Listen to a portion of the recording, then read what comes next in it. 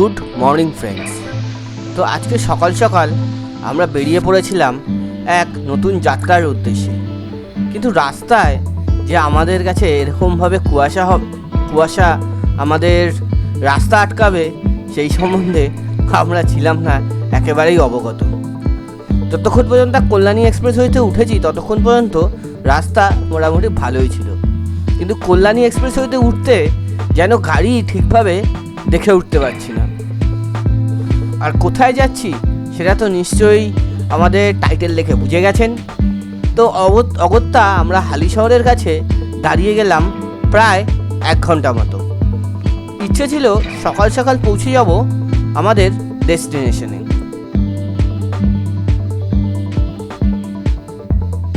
তো এত ফগে চালাতে না পেরে এই যে আমরা একটা আন্ডারপাসের তলায় দাঁড়িয়ে গেছি, কিছু করার নেই, আন্ডারপাসের তলায় দাঁড়িয়ে গেছি। আর এই যে অবস্থা, এদিকে ফগের অবস্থা দেখলাম মাথা খারাপ হয়ে যাবে। তো আমরা দাঁড়িয়ে গেছি ফ্লাইওভারে নিচে, লাস্টে এমন অবস্থা হয়েছে আমি আমার নিজের গাড়ির প্লেস দেখতে পাচ্ছি না। দেখাবো অবস্থা দেখুন, আমার হাতের কাছে কি দেখা যাচ্ছে এই সাইডের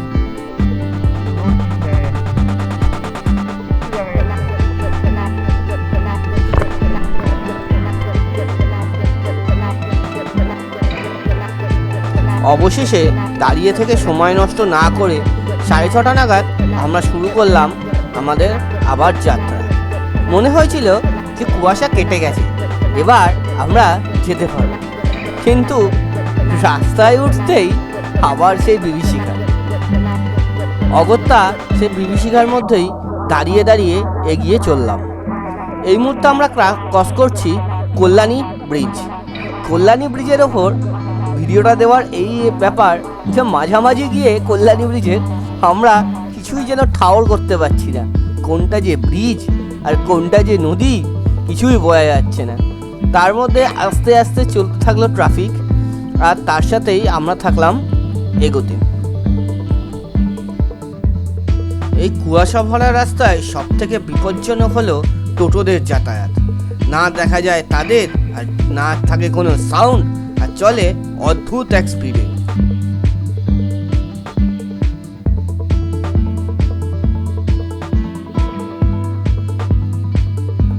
অবশেষে 8:15 নাগাদ আমরা মুক্তি পেলাম এই কুয়াশার থেকে। ততক্ষণে অবশ্য আমরা প্রায় ঢুকে গেছি শক্তিগড়, এসে গেছি শক্তিগড়ের কাছাকাছি। যদিও খানিকক্ষণের জন্য হাইওয়ে পেলাম, তাও এই হাইওয়ে সুখ বেশিক্ষণের নয়। ফ্রেন্ডস, তো এসে গেছি আমরা শক্তিগড়। এখানে দাঁড়িয়েছি, এই আদি ল্যাংচা ধাম। ল্যাংচা শুনলেই বুঝে যাবেন যে ল্যাংচা মানেই হচ্ছে শক্তিগড়। তো সকালের মারাত্মক কুয়াশার পর এসে পৌঁছে গেছি। এবার দেখা যাক, এবার হাইওয়ে পেয়েছি, কিন্তু হাইওয়েতে বেশিক্ষণ থাকবো না।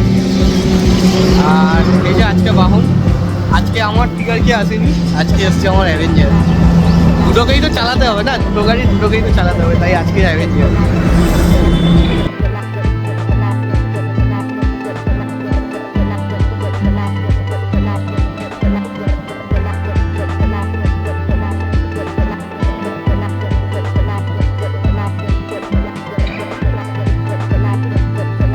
অবশেষে হাইওয়ে ছেড়ে ঢুকলাম আবার ভেতরের রাস্তায়।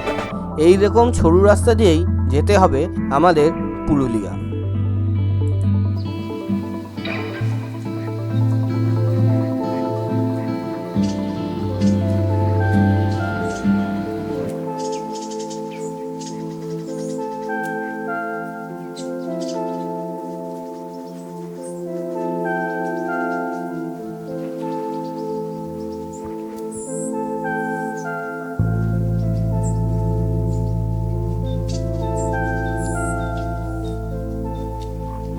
এখন বাজে প্রায় 10:30।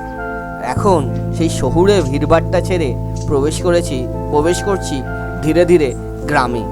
আর তার সাথে সাথে বাড়ছে রাস্তার সৌন্দর্য। এবার মনে হচ্ছে যাচ্ছি বরন্তির দিকে। চলুন দেখি কতক্ষণে গিয়ে পৌঁছাই। ইচ্ছে ছিল সকাল সকাল বরন্তি পৌঁছে যাব, আর তার সাথে ঘুরে নেব তার আশপাশের জায়গাগুলো।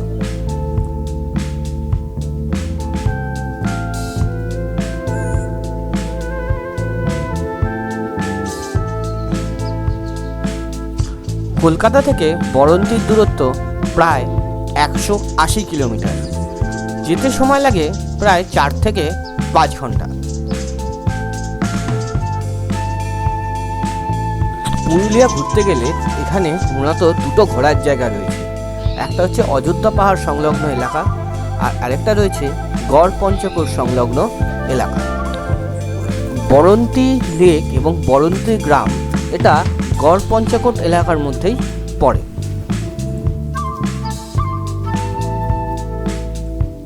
ট্রেনে করে বরন্তি আসতে চাইলে হাওড়া থেকেই মেনলি পুরুলিয়া ট্রেন ছাড়ে। হাওড়া থেকে পুরুলিয়া বা শিয়ালদা থেকে আসানসোল এসে সেখান থেকে আসা যায়। বাই কার বরন্তি অযোধ্যা আসা যায়। তাছাড়াও বরন্তির সবথেকে কাছের স্টেশন হলো আদ্রা। এছাড়াও রয়েছে মুড়ভি স্টেশন, কিন্তু মুড়ভি স্টেশনে খুব একটা ট্রেন পাওয়া যায়। ট্রেনে আসলে পুরুলিয়া ট্রেনে ঘুরতে আসলে বেস্ট অপশান আইদার পুরুলিয়া দিয়ে আসা অথবা আসানসোল দিয়ে আসা।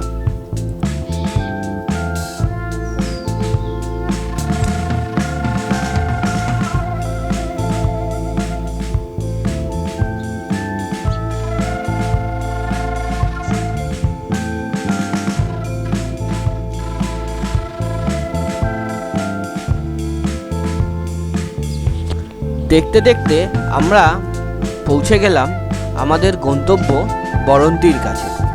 বর্তমানে আমরা রয়েছি বরন্তি গ্রামের ভেতর দিয়ে। বরন্তি গ্রামের সৌন্দর্যটা খুব সুন্দর।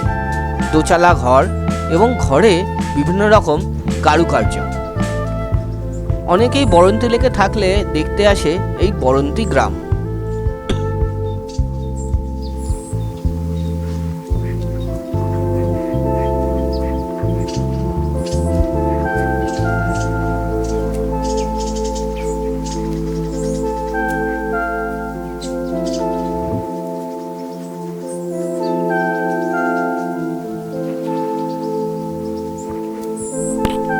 সময় এখন প্রায় 2টো।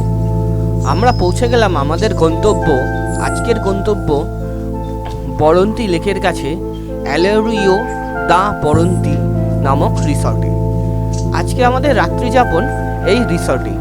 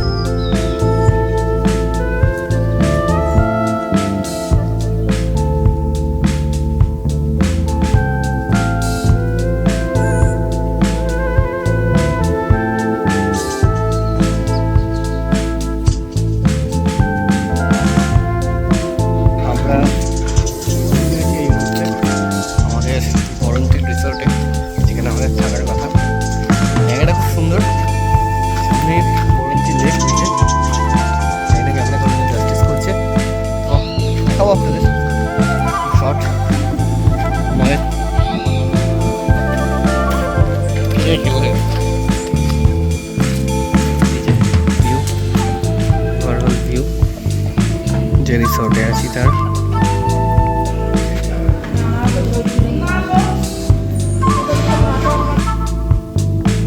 আমাদের ঢুকতে ঢুকতে হয়ে গেছিল লাঞ্চ টাইম, তাই দেরি না করে চলে গেলাম লাঞ্চ করতে। যদিও হোটেল ফেয়ারের সাথে লাঞ্চ ইনক্লুডেড ছিল।